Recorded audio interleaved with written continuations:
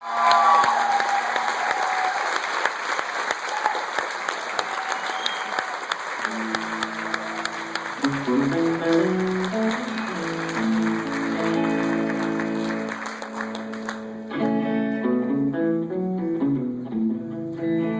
of the great things about working with the Woody Guthrie archive, looking at Woody's songs and going through his back pages, was I came to realise that Woody Guthrie never wrote a cynical song in his life.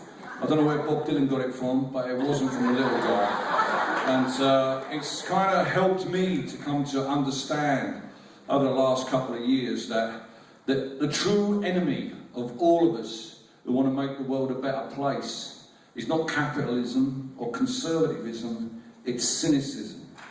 And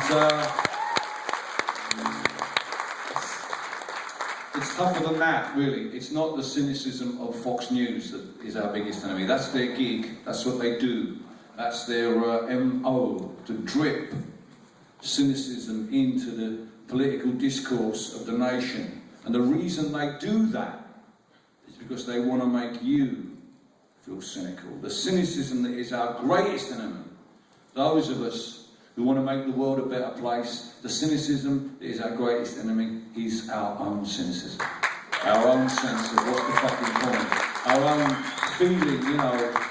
Fox News want you to think there is absolutely no difference between the Democrats and the Republicans. They want you to think that it doesn't really matter whether you vote or not. Millions and millions of Americans who have had no proper health care all their lives will have some health care now because of the difference between the Republicans and the Democrats. And it's not the end. It's not the end. It's not the end. In my country, we have free health care. We've had free health care since 1948. I was born in a free hospital. It didn't begin in 1948. It didn't even begin in 1928. It didn't begin in 1918. It began years before with an insurance scheme that the government made everyone pay a little bit into. And once people realised the benefits of free health care, once ordinary people understood how it would help them, and dig this, once business understood it helped to have a healthy populace, it kind of became a simple thing. You know why? I mean, I don't even know if you know this fact, but I don't know if you know, but in Canada, the money they spend on healthcare is 50% of what you spend on healthcare, and they have universal provision, free provision. And now, why is that? How can that possibly be? I'll tell you why it is. Because when people don't feel a bit well in Canada, they go to the doctor because it's free. So instead of waiting until they're dying and need specialist care to go to the hospital, they go early, and as a result, not only are they healthier, but it doesn't cost so much. However, it's a no freaking brainer. There's no argument. I can't believe you're still having it. But more power to you that you've got this far. It's a tiny little step, but it's in the right direction. I'm so proud of you guys. And don't give up on it, okay? Don't give up. And don't give in to your own cynicism. Imagine how we felt. I campaigned for Tony Blair. Imagine how I felt.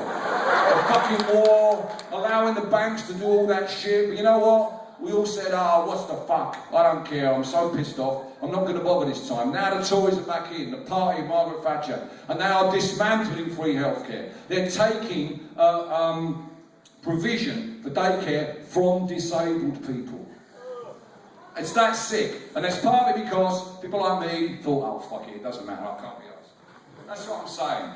Yeah, sometimes get angry, be angry, shout at the Democrats. But engage, encourage. Use the toe of your Dr. Martin boot to encourage if you have to. But don't turn your back on the process that's going on in this country, because they're going to come back, and this time, I don't know how, why, it's even possible, they may even be nastier this time. These fuckers. I don't know what's gone down somewhere. Something sour is happening in this country. And, it's our own cynicism that we've got to fight. And so that's what I'm talking about tonight. Don't give me none of your isms and asms and all that kind of shit. I'm talking about cynicism. That's the thing we have the most to worry about. And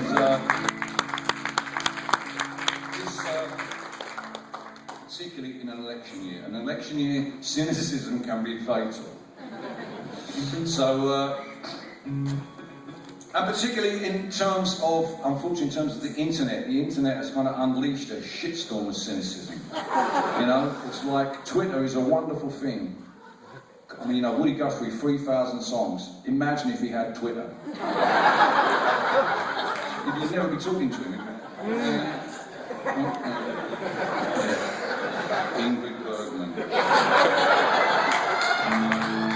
He'd be out there all day. But it's a double-edged sword. Let me tell you, the internet, Twitter. The truest, most powerful tweet, most shocking tweet I ever received said this.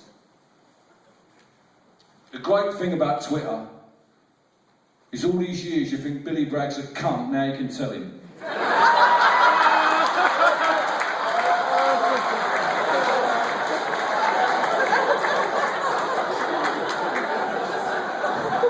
If you want to sum up the nature of the internet in less than 140 characters, that's pretty good, isn't it?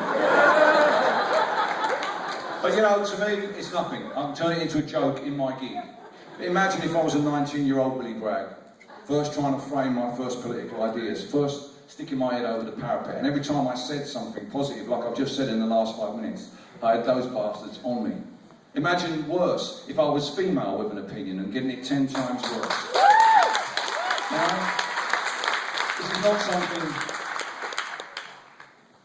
Government can do lots of good things, but it can't deal with this. We, who use the internet, have to deal with this. We have to make people understand that freedom to express your opinion does not give you the freedom to be abusive of people. And that there are too many people on the internet who mistake freedom for impunity.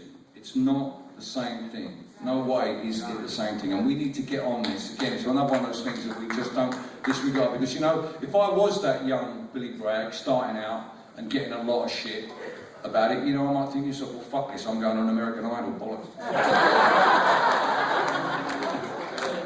Where's that Maroon 5 record? Seriously, I mean, I talk to young musicians all the time. And, you know, they feel it. You know, they're not sort of battle-hardened like me, and big and hard and everything. And it's hard. I mean, I know it's called the struggle, but it is hard. But, you know, so this is my anti-cynicism campaign song. And it has a whistling solo. And I've felt the need since I've come to the United States of America to explain to you that the whistling is ironic. And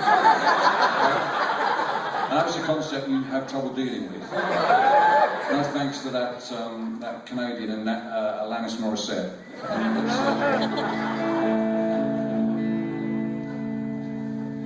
It's called Tomorrow is Going to Be a Better Day.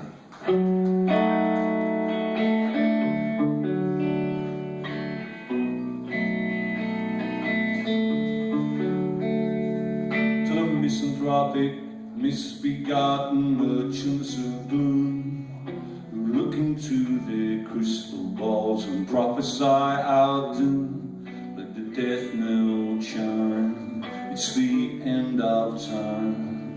Let the cynics put their blinkers on and toast our decline. Don't become demoralized by this chorus of complaint. It's a sure sign the old world is terminally quaint, and tomorrow's gonna be a better day. No matter what the siren voices say, tomorrow's gonna be a better day. We're gonna make it that way.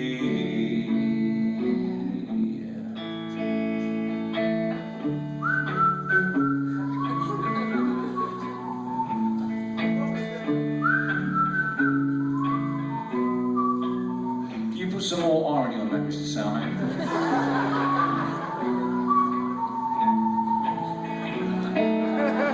Lovely, lovely.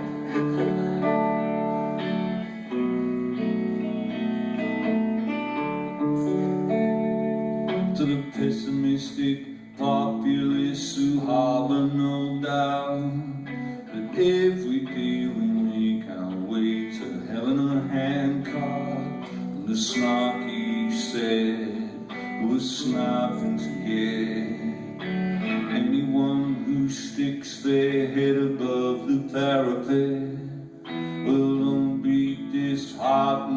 baby, don't be fooled. Take it from someone who knows the glass is half full.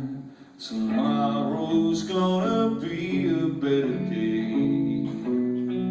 No matter what the siren voices say.